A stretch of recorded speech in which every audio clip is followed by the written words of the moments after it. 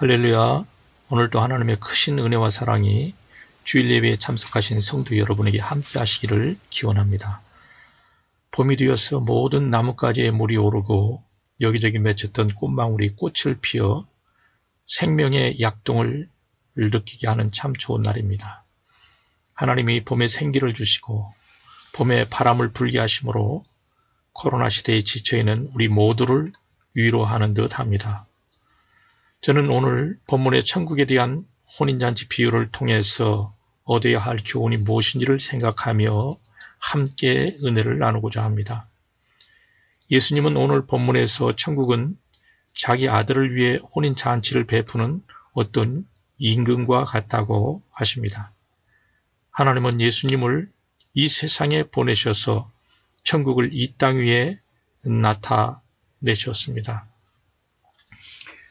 구약 말라기 이후 400년간 단절되었던 이스라엘에 대한 하나님의 역사는 예수님이 오심으로 혼인잔치의 모습으로 시작되었습니다.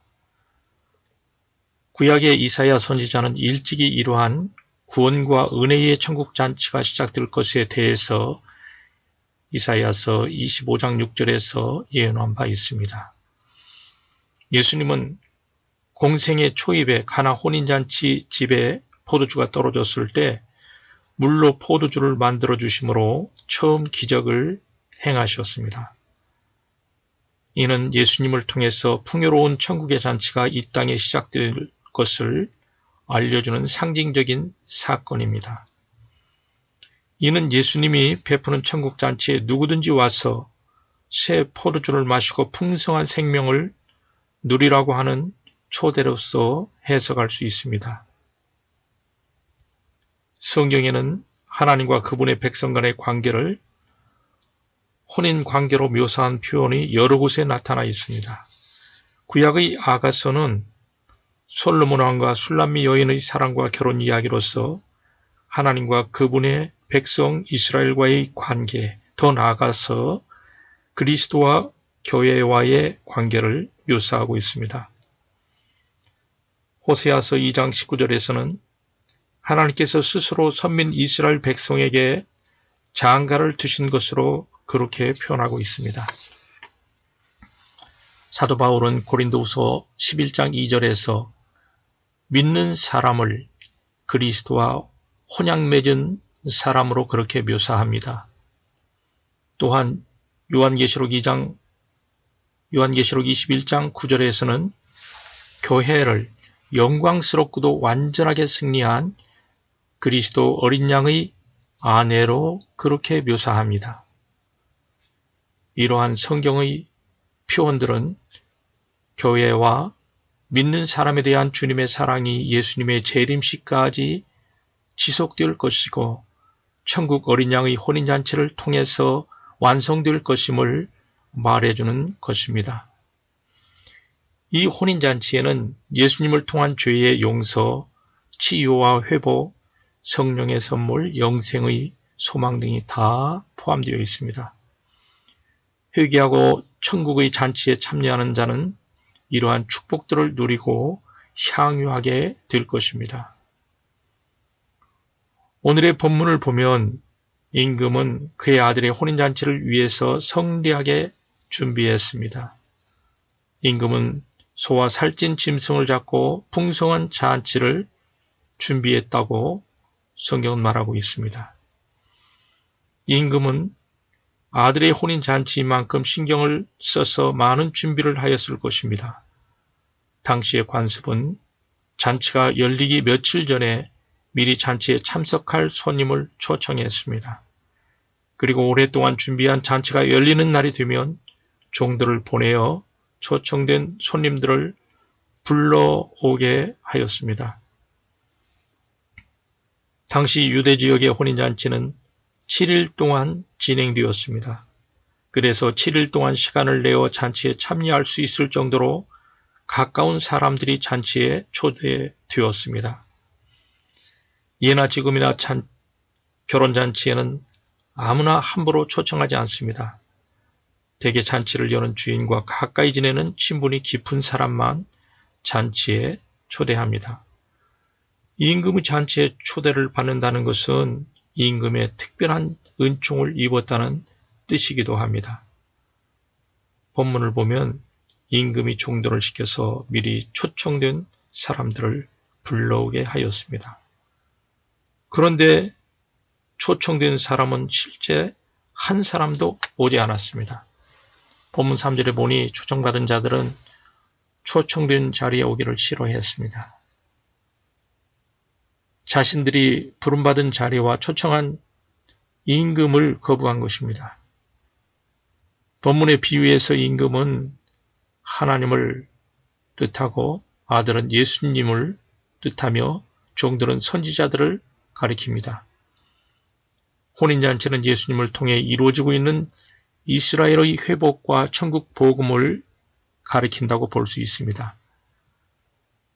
하나님은 하나님이 선택한 이스라엘의 백성이 다른 우상을 섬기고 악한 길로 갈 때 그들을 깨우치기 위해서 많은 선지자들을 보냈습니다.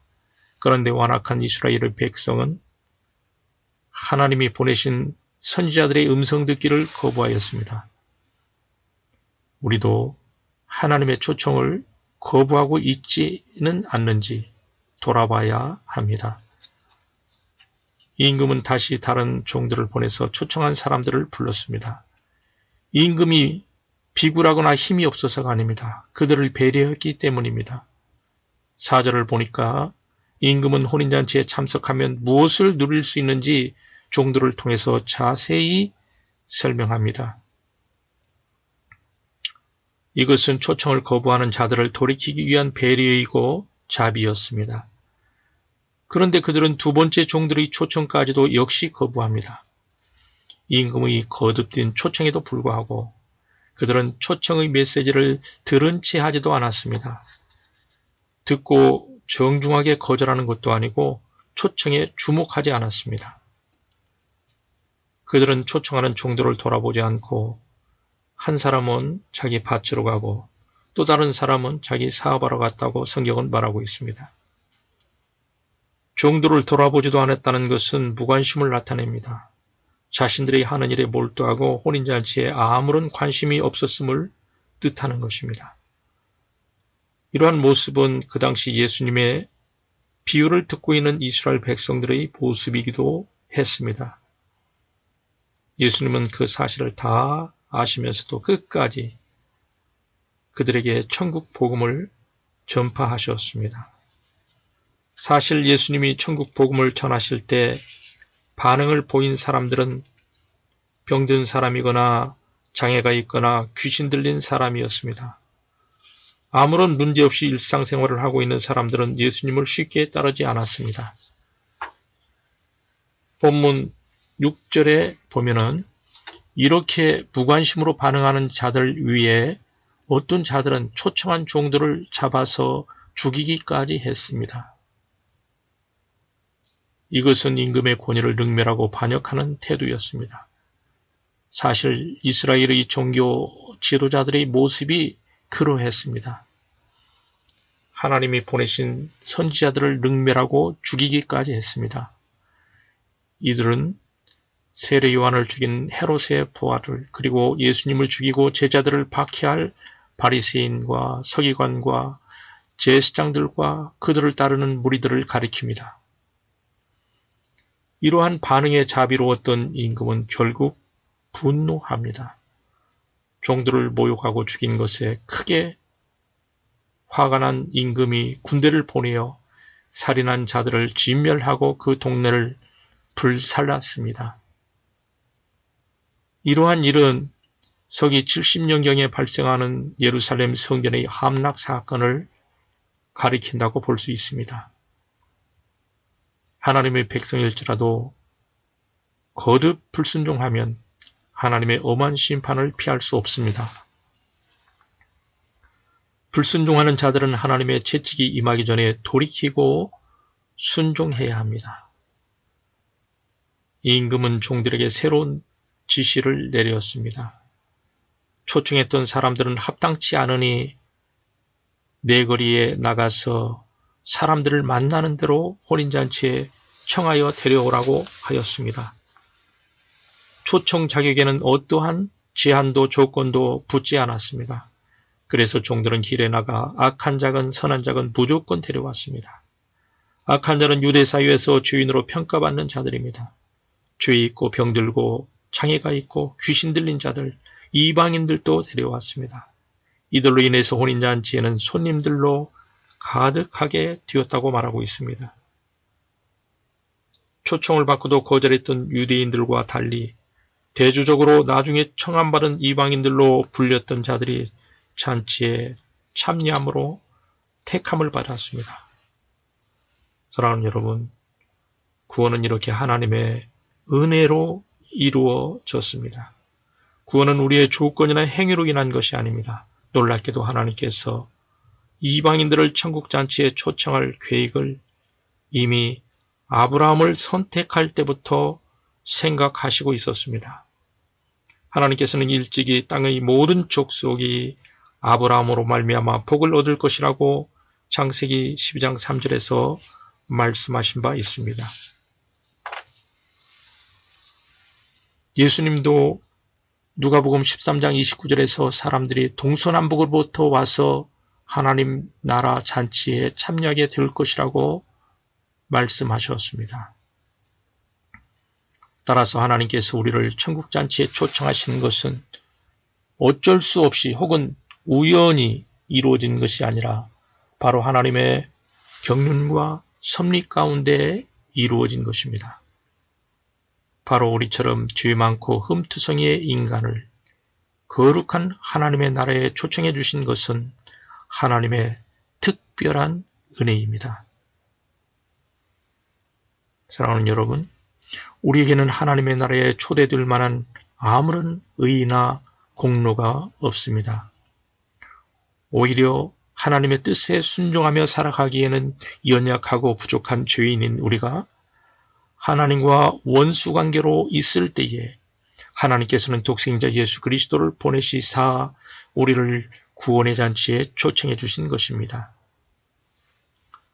본문 9절에 보면 종들이 사거리에 나가 제한 없이 사람들을 잔치에 초청했습니다. 사거리, 네거리에 해당하는 헬라어의 원형은 디엑소도스입니다. 이 말은 나가는 길, 열린 광장, 탈출, 해방이라는 뜻이 있습니다. 자기 의를 벗고 예수님의 대속의 은총을 의지함으로 죄에서 탈출하는 사람이 천국에 들어갑니다. 그리고 이러한 초청은 오늘날에도 하나님을 믿지 않고 하나님을 모르고 살아가는 사람들을 향해서 계속되고 있습니다. 여러분, 이것이 바로 하나님의 무궁무진하신 자비입니다. 우리는 이러한 천국잔치의 소식을 알리는 사람들이 되어야 합니다. 여러분, 임금의 초청에 응한 사람만이 잔치에 참여하는 기쁨을 누립니다. 반면 초청장을 받고도 초청에 응하지 않는 사람은 잔치에 참여는커녕 임금의 심판을 받게 됩니다. 우리가 하나님께 초청받았다는 사실만으로 만족해서는 안 됩니다. 초청장을 받았으면 믿음의 공동체인 교회에 합류하여 함께 예배하고 교제하며 봉사해야 천국잔치의 기쁨을 누릴 수 있습니다. 임금이 혼인잔치에 사람들을 초대한 후에 초대 손님들을 살피러 나왔습니다. 그런데 거기에 예복을 입지 않고 잔치에 참석한 한 사람이 있었습니다. 임금이 그에게 예복을 입지 않은 이유를 물었지만 그는 아무 대답도 하지 못했습니다. 임금은 종들을 시켜서 그를 바깥 어두운 곳에 내어 던지라고 명령했습니다.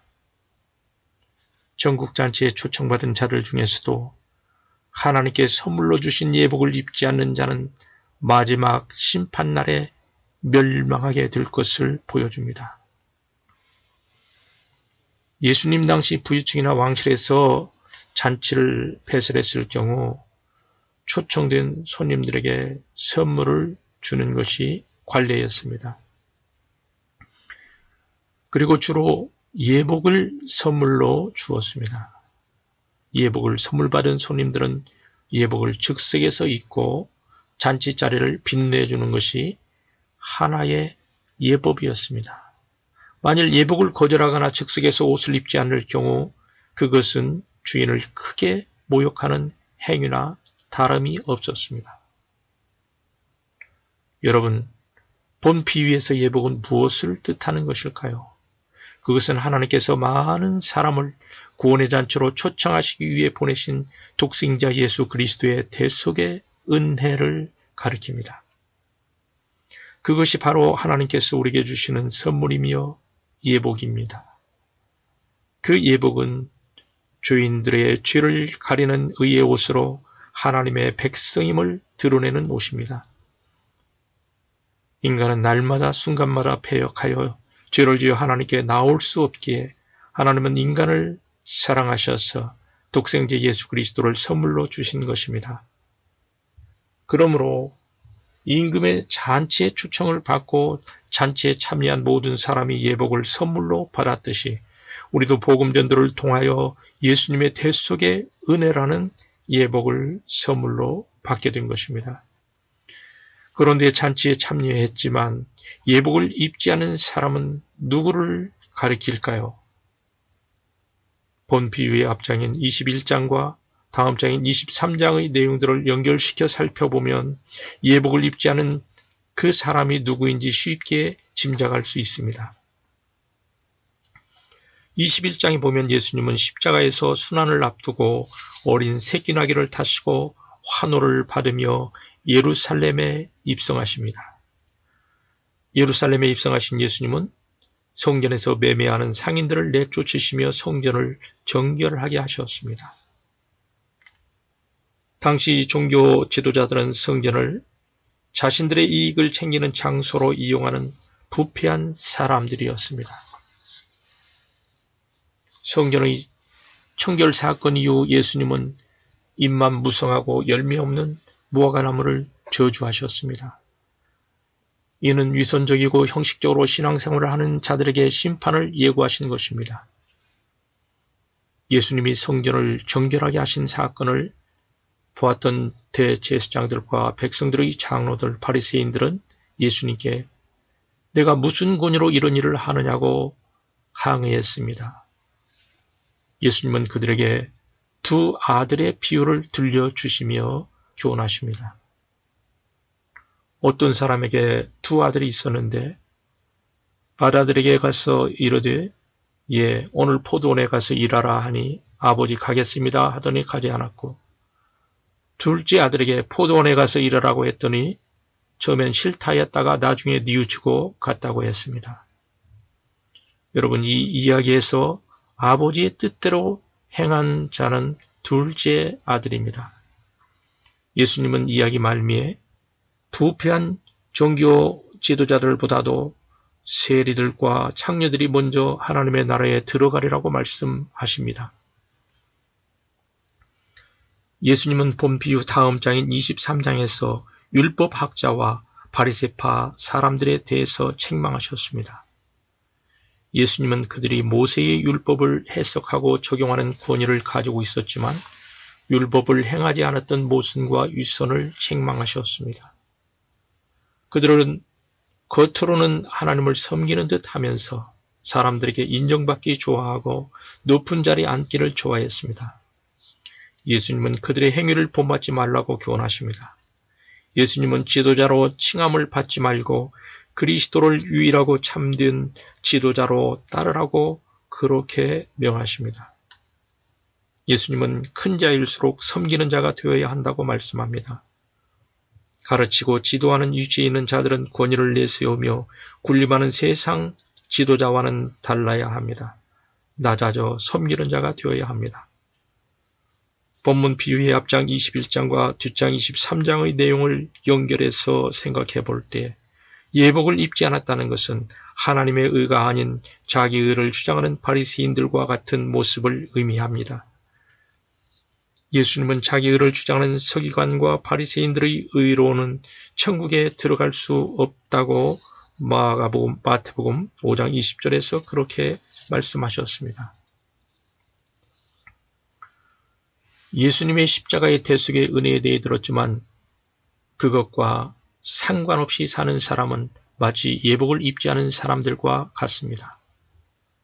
겉으로 다른 사람들과 어울려 신앙생활 하지만은 예수님의 대속을 믿는 그런 믿는 자다운 삶이 없는 사람들입니다. 죄와 사망의 지배를 받는 옛사람의 속성을 따라 산다면 예복을 입지 않은 것입니다. 여전히 자기 공로, 자기 업적, 자기 의를 자랑하고 산다면 예복을 입지 않은 것입니다. 예복을 입지 않은 자들은 믿는다 하면서도 합당한 믿음의 행위가 따르지 않습니다. 십자가 대속의 은혜를 단지 지식적으로만 알고 실제로 믿음에 부합하는 행함이 없는 자를 가리킵니다. 예수님 당시 바리새인들은 종교적으로는 열심히 있었지만 그들 안에 의로움과 자비로움과 신실함이 없었습니다. 그들의 종교 활동은 그럴싸하고 무성했지만 열매가 없었습니다. 입으로는 주여 주여 할지라도 하나님의 뜻대로 살지 않으면 하나님 나라에 들어가지 못한다고 예수님은 마태복음 7장 21절에서 말씀합니다. 그래서 예수님은 천국과 하나님 나라의 청함을 받은 자는 많되 택함을 입은 자는 적다고 그렇게 말씀합니다. 그래서 우리 모두는 하나님의 기뻐하시는 뜻대로 예수님을 통해 대속의 은혜를 받은 자답게 살아야 합니다. 여러분, 예복 입은 사람은 범사에 그의 모든 삶 전반에 걸쳐서 하나님의 주권에 겸손히 순종하는 삶을 삽니다. 사도 바울의 말을 빌리면 그러한 삶은 성령을 쫓아 살며 주의 본성을 죽이고 성령의 열매를 맺으며 사는 삶입니다. 요한계시록 19장의 어린 양의 혼인잔치에서 성도들이 입는 세마포 옷은 성도의 옳은 행실이라고 했습니다. 천국잔치는 하나님 나라의 혼인잔치에서 절정에 이를 것입니다.